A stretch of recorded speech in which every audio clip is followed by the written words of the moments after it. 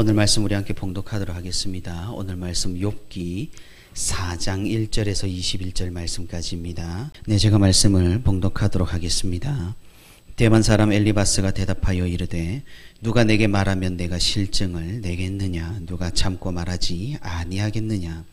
보라, 전에 내가 여러 사람을 훈계하였고 손이 늘어진 자를 강하게 하였고 넘어지는 자를 말로 붙들어 주었고 무릎이 약한 자를 강하게 하였거늘 이제 이 일이 내게 이름에 내가 힘들어하고 이 일이 내게 닥침에 내가 놀라는구나. 내 경외함이 내 자랑이 아니냐? 내 소망이 내 온전한 길이 아니냐? 생각하여 보라, 죄 없이 망한 자가 누구인가? 정직한 자의 끊어짐이 어디 있는가? 내가 보건대 악을 밭갈고 독을 뿌리는 자는 그대로 거두나니 다 하나님의 입 기운에 멸망하고 그의 콧김에 사라지느니라. 사자의 우는 소리와 젊은 사자의 소리가 그치고 어린 사자의 이가 부러지며 사자는 사냥한 것이 없어 죽어가고 암사자의 새끼는 흩어지느니라. 어떤 말씀이 내게 가만히 이르고 그 가느다란 소리가 내 귀에 들렸었나니 사람이 깊이 잠들 즈음 내가 그 밤을 본 환상으로 말미암아 생각이 번거로울 때에 두려움과 떨림이 내게 이르러서 모든 뼈마디가 흔들렸느니라. 그때의 영이 내 앞으로 지나매 내 몸의 털이 쭈뼛하였느니라. 그 영이 서 있는데 나는 그 형상을 알아보지는 못하여도 오직 한 형상이 내 눈앞에 있었느니라. 그때 내가 조용한 중에 한 목소리를 들으니 사람이 어찌 하나님보다 의롭겠느냐? 사람이 어찌 그 창조하신 이보다 깨끗하겠느냐? 하나님은 그의 종이라도 그대로 믿지 아니하시며 그의 천사라도 미련하다 하시나니 하물며 흙집에 살며 티끌로 털을 삼고 하루살이 앞에서라도 무너질 자이겠느냐? 아침과 저녁 사이에 부스러져 가루가 되며 영원히 사라지되 기억하는 자가 없으리라. 장막줄이 그들에게서 뽑히지 아니하겠느냐? 그들은 지혜가 없이 죽느니라. 아멘. 오늘도 이렇게 하나님과 동행하기 위해 새벽 기도의 자리에 나온 우리 모든 성도 여러분 진심으로 환영하고 또 축복합니다. 오늘도 우리 함께 말씀을 듣는 가운데 그리고 말씀을 붙들고 기도하는 가운데 하나님의 크신 위로와 은혜가 풍성히 있기를 주님의 이름으로 소망합니다. 우리는 충고와 훈계를 함에 있어서 대단히 조심을 해야 합니다. 사실 많은 사람들이 이를 알지 못하고 급하게 혹은 너무나 쉽게 충고의 말을 내뱉고 훈계를 쏟아냅니다. 우리는 항상 예수 그리스도께서 말씀하신 것처럼 우리 눈에 있는 들보를 조심해야 합니다. 남의 눈에 있는 티끌이 거슬려 손쉽게 충고를 하다가는 결국 자가당착 자기 모순에 빠져 헤어나올 수 없게 되기 때문입니다. 자신의 후배나 손 아래 사람에게 하는 훈계도 마찬가지입니다. 자기는 하지 않으면서 남들에게 이래라 저래라 하는 것보다 더 비참한 권위는 없습니다. 제가 지난번에도 말씀을 드렸지만 인도의 민족운동 지도자이자 건국의 아버지인 마하트마 간디는 단 것을 좋아하는 어린이에게 충고를 하기 위해 한 달 동안 설탕을 먹지 않은 후에 충고를 했다는 이야기는 큰 귀감이 됩니다.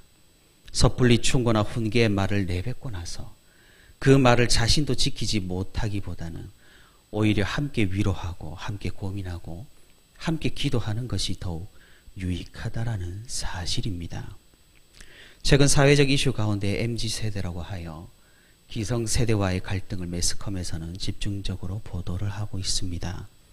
가장 핵심적인 이슈가 바로 선배나 어른의 충고와 훈계에 MZ세대들이 반응을 하지 않는다라는 것이죠.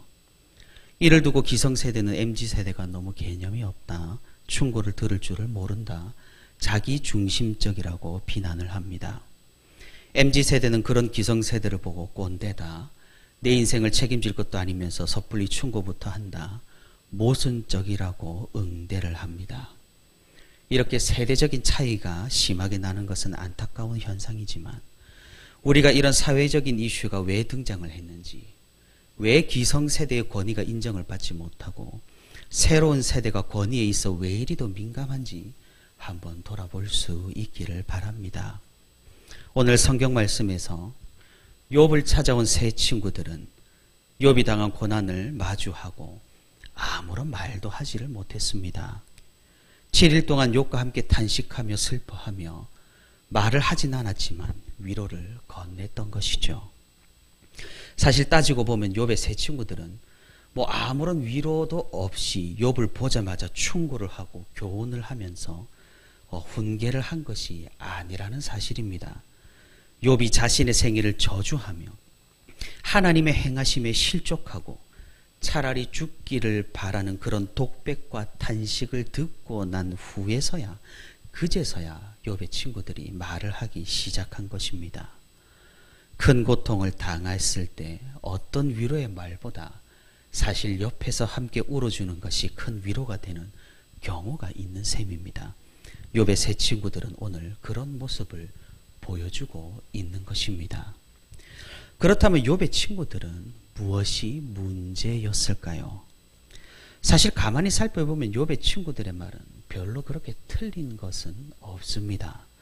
신학적으로 문제가 있다면 조금 있겠지만 우리 가운데 죄인이 아닌 사람이 없기에 욥의 친구들이 주장하는 그런 정죄의 사슬에 안 걸려 들어갈 사람은 없을 것입니다. 욥이 아무리 의인이라고는 하나 하나님 앞에서는 티끌 하나가 없을 수 없기 때문입니다. 하지만 욥의 친구들은 큰 실수를 범하고 있습니다. 그것은 죄와 벌의 인과관계에 대해서 너무나도 경직된 공식으로 욥을 재단하고 있는 겁니다.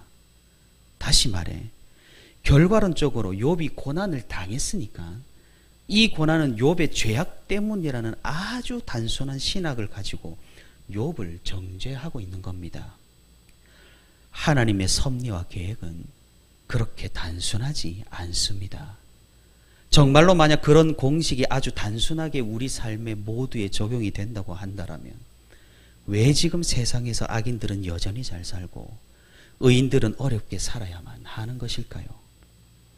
욥의 친구들은 이런 인과관계를 잘못 설정함으로써 욥의 죄악을 들추어내려고 하고 있습니다.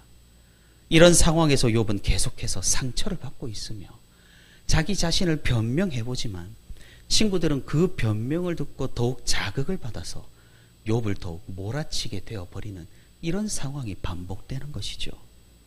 그래서 섣부른 충고와 교훈, 훈계가 사람의 마음을 얼마나 실족하게 하는지를 잘 보여주고 있는 셈입니다.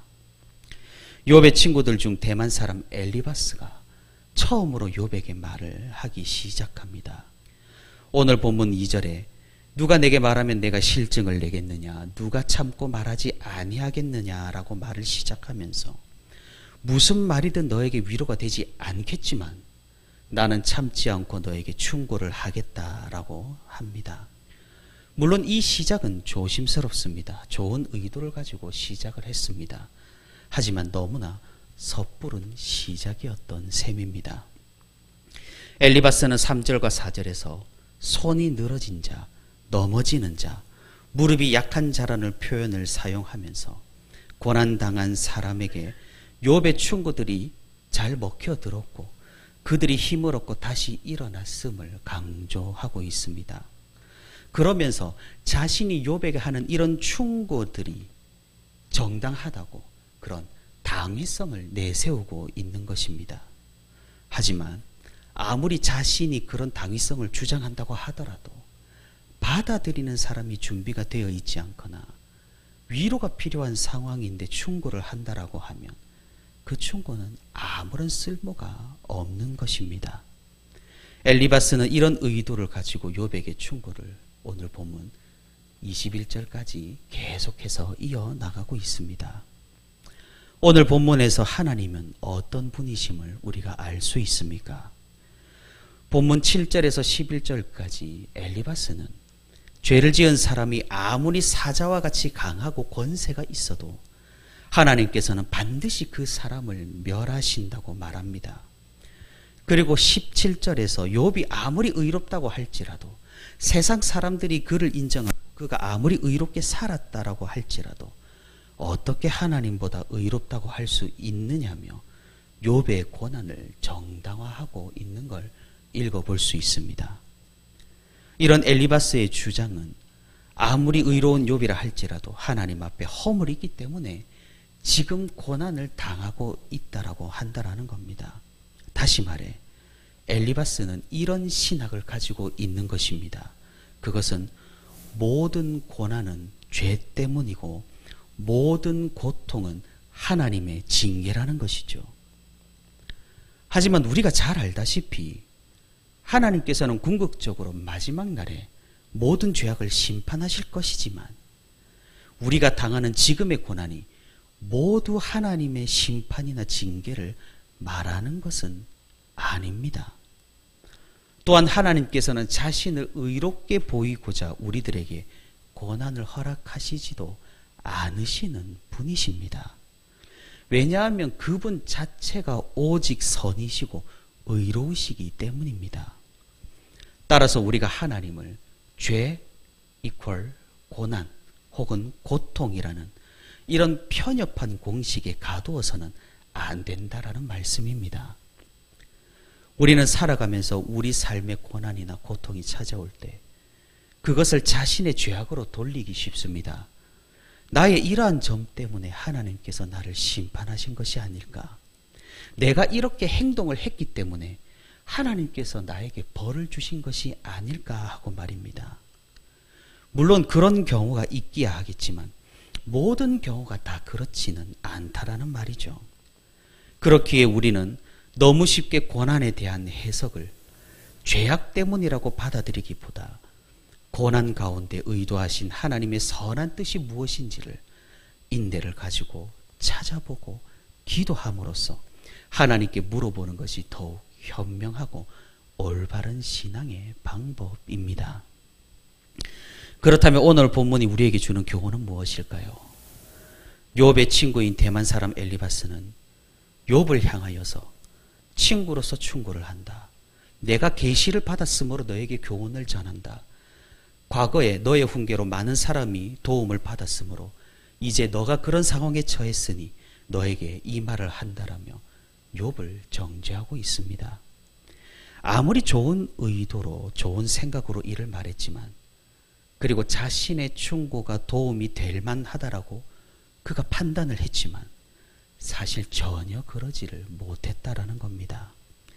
갑작스러운 고난에 크게 신음하고 고통하고 있는 욥에게는 아무런 도움이 되지 못했던 것입니다. 우리는 충고하고 싶은 마음이 들 때가 많습니다. 훈계를 하고 싶을 때가 참으로 많습니다. 하지만 정말로 그 사람을 세우기 위해서 그러는 경우는 극히 드뭅니다. 오히려 자신의 의로움을 드러내기 위해 혹은 그 상황이 마음에 들지 않아서 혹은 그 사람의 행동 거지가 내 눈에 거슬리기 때문에 충고를 하는 경우가 상당히 많다라는 것입니다. 더군다나 그 사람의 행위가 나의 의로움을 가려버린다거나 그 사람이 더욱 돋보이는 상황이 발생한다라면 더 신랄하게 우리는 충고 아닌 비판을 가할 때도 많다라는 것이죠. 이 얼마나 비참한 자기애가 가득한 이기적인 모습입니까? 교회 안에 이런 모습들이 얼마나 가득한지 모릅니다. 자기 사랑은 그대로 하면서 주변이 바뀌기를 바라는 것만큼이나 이기적인 생각은 없습니다. 우리는 이 비틀린 이기성을 깨뜨려야 합니다. 기독교 신앙이란 자기 사랑을 버리고 하나님을 온전히 쫓는 것이 핵심입니다. 예수 그리스도의 십자가 앞에서 자기의 짐과 자랑과 모든 것을 내려버리고 그리스도께서 베풀어 주신 은혜의 옷으로 새롭게 거듭나는 것이 우리가 따르는 진리의 핵심입니다. 그렇다면 우리는 어떠해야 하겠습니까? 예수 그리스도를 믿는다고 말하고 다니는 우리는 어떠해야 하겠습니까? 우리가 함께 기도할 수 있기를 바랍니다. 나 자신이 먼저 하나님 앞에 은혜 가운데 설 수 있도록 인도하여 달라고 말입니다. 다른 사람의 상황과 처지와 행동에 상관없이 나부터 변화되고 나로 인해 교회가 변화되고 나로 인해 가족이 변화되는 그런 능력의 역사가 있게 인도하옵소서라고 말입니다. 그리하여서 다른 사람을 자신의 도구로 삼는 것이 아니라 우리가 정말로 하나님의 사랑 안에서 인격적인 교제를 나누는 그런 교회 공동체가 되게 해달라고 우리가 오늘 함께 기도할 수 있기를 바랍니다. 오늘도 하나님의 선하심과 인자하심에 기대어 십자가 앞에 우리 자신과 우리 자기 애를 내려놓고 서로를 위해 따뜻한 마음을 가지는 그런 교회 공동체를 이루어 하나님께 영광을 돌리는 저와 우리 부천시민교회 모든 성도가 되기를 주님의 이름으로 소망합니다.